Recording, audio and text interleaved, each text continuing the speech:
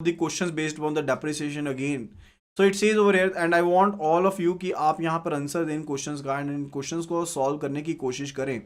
So it says on January 1, 2000 Messrs ABC purchased a plant costing 41,000. तो 41,000 का एक plant इन्होंने एक परचेज किया and 4,000 were spent on its erection and estimate effective life of the plant is 10 years and the scrap value is given to be 5,000. Advise the depreciated value of the plant at the end of the third year under the straight line method of the depreciation. And I want कि आप सभी यहाँ पर जल्दी से जल्दी इसका answer कर दे बिकॉज बहुत एक सिंपल सा न्यूमेरिकल है, स्ट्रेट लाइन मेथड डेप्रिसिएशन के ऊपर बेस्ड है, तो आप इसका डेफिनेटली एक जो सोल्यूशन है वो यहाँ पर प्रोवाइड करवा सकते हैं.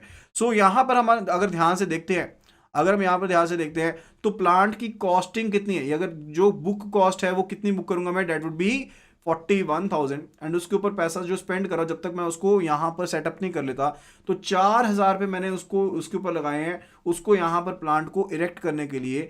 सो कॉस्ट यहाँ पर बन गई कितनी, 45,000 बन गई. तो डेप्रिसिएशन हम किसके ऊपर चार्ज करते हैं, एक आंसर यहाँ पर आया जो आया है डेट इज 33,000, जो आंसर किसने दिया है यहाँ पर डेट इज 33,000. सो 45,000 मेरे पास यहाँ पर टोटल अमाउंट बन गया, लेकिन 45,000 के ऊपर डेप्रिसिएशन थोड़ा ना चार्ज करूंगा क्योंकि स्क्रैप वैल्यू भी गिवन है.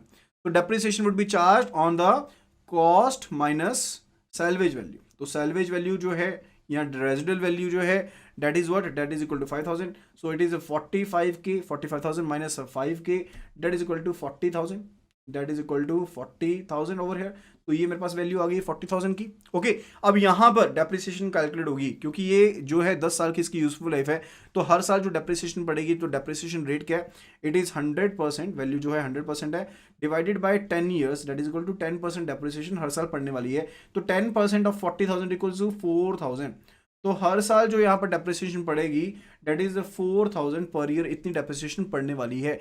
And we wanted to know कि डेप्रिशिएटेड वैल्यू क्या है एसेट की at the end of 3 years, at the end of 3 years depreciated value क्या है.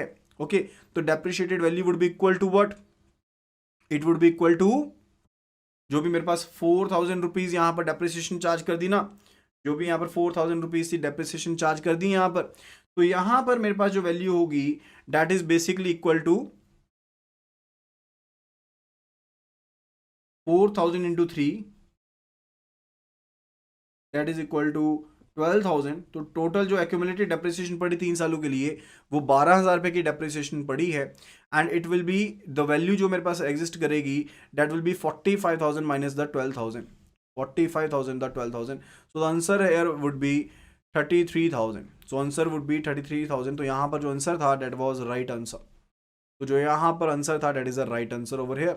इज इट क्लियर, ये चीज़ें आपको क्लियर होगी यहाँ पर कि जो मेरे पास डेप्रिसिएशन पड़ी वो यहाँ पर कितनी रहेगी, दैट वुड बी 12,000 की डेप्रिसिएशन पड़ी है मेरे पास कितने टाइम के लिए, 3 सालों की, क्योंकि हर साल 4,000 की डेप्रिसिएशन पड़ रही है, स्ट्रेट लाइन मेथड डेप्रिसिएशन है, हर साल सेम डेप्रिसिएशन नहीं पड़ने वाली है. तो टोटल डेप्रिसिएशन 3 सालों की जो पड़ी वो 12,000 पड़ गई, जो टोटल कॉस्ट थी वो 45,000 थी, 45,000 minus the 12,000 that is equal to what, that is equal to 33,000 over here. तो 33,000 की यहाँ पर मेरे पास वैल्यू रहेगी. ओके, उसके बाद नेक्स्ट क्वेश्चन पर चलते हैं. Let us look at the next question over here. It says X and Y purchased a second-hand machinery worth rupees 8,000 on 1st of April 1993 and spent rupees 3,500 on overhauling and installation. Depreciation is written off 10% on the original cost. On July 30th, the machine was found to be unsuitable and was sold for 6,500. What is the loss to be written off? What is the loss or profit to be written off? तो जल्दी से जल्दी इसका answer करेंगे, जल्दी से जल्दी इसका आंसर करेंगे. What will the answer related to depreciation related numerical 2, depreciation से रिलेटेड जो न्यूमेरिकल 2 है इसका क्या आंसर होने वाला है यहाँ पर, उसके बारे में आपको जल्दी से जल्दी यहाँ पर आंसर करना है. तो XYZ ने यहाँ पर सेकेंड हैंड मशीनरी परचेज की है, सिंपल सी चीज़ है. तो हमारे पास कॉस्ट कितनी है, 8,000 रुपये की कॉस्ट है, लेकिन यहाँ पर साथ के साथ इसके ऊपर पैसा लगाया भी गया. कितना पैसा लगाया गया है, 3,500 अमाउंट का जो पैसा है यहाँ पर वो भी तो स्पेंड किया गया ना. तो टोटल जो कॉस्ट यहाँ पर होगी, एक्वायरिंग कॉस्ट होगी दैट इज 11,500, दैट इज 11,500. अब आप कहेंगे कि यहाँ पर इन्होंने ये तो कहा ही नहीं कि स्ट्रेट मेथड डेप्रिसिएशन है, तो यहाँ पर ये कह दिया ना, ये वर्डिंग देखिए 10% ऑन द ओरिजिनल कॉस्ट. तो ओरिजिनल कॉस्ट के ऊपर 10%, यानी कि हम स्ट्रेट लाइन मेथड को हर बार हम ओरिजिनल कॉस्ट के ऊपर ही चार्ज करते हैं ना स्ट्रेट लाइन मेथड में। तो यहां पर ये कौन सा मेथड है, दिस इज SLM मेथड, ठीक है। तो यहां पर जो हमने एक्वायर किया था वो हमने किया था 1 अप्रैल 1993 को, एंड बेचा कब है, 30 जून 1996 में हमने इसे बेचा, यानी कि 94 तक, 94 से 95 तक, 95 से 96 तक, एंड 96 में 1/4 ऑफ द ईयर, ठीक है। इतना डेप्रिसिएशन हमें चार्ज करना है, ठीक है। जो एक साल के लिए पूरा का पूरा 93 से 94, 94 से 95, 95 से 96, एंड देन 96 का 1/4 पार्ट, क्योंकि उसमें हमने सिर्फ और सिर्फ 3 महीने के लिए, एक क्वार्टर के लिए मशीन को रखा अपने पास, ठीक है। तो पहले पीरियड के लिए 93 से 94 तक जो डेप्रिसिएशन चार्ज होगी वो बेसिकली कितनी चार्ज होगी, यहां पर कोई सैल्वेज वैल्यू तो नहीं दी गई, that is not given over here.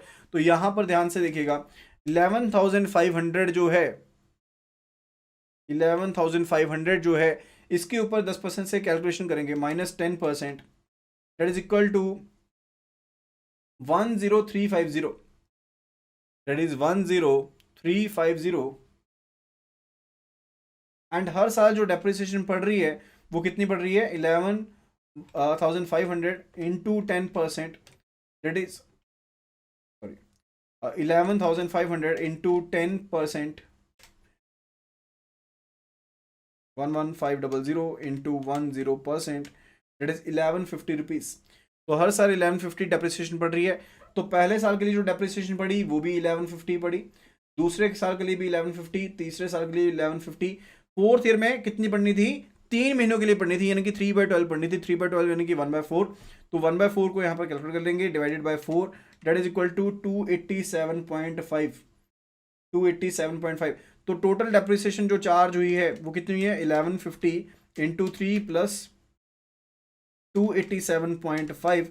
तो मेरे पास जो यहाँ पर वैल्यू अब स्टैंड करती है एसेट की at the end of basically, sorry यहाँ पर जो पीरियड है that is 30 July, not June.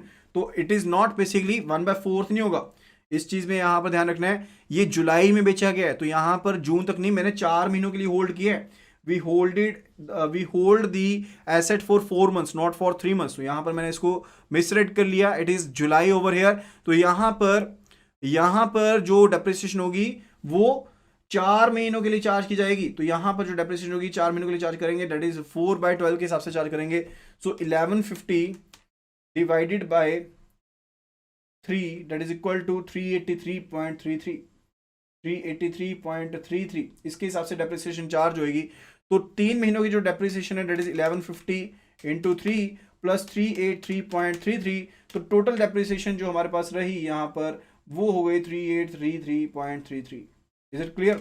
1150 into 3 plus 383.33, that is equal to 3833.33। तो ये टोटल डेप्रिसिएशन यहाँ पर चार्ज की है, यानी कि यहाँ पर एसेट की वैल्यू मेरे पास कितनी रह गई है, इट इज 11,500 माइनस 3833.33।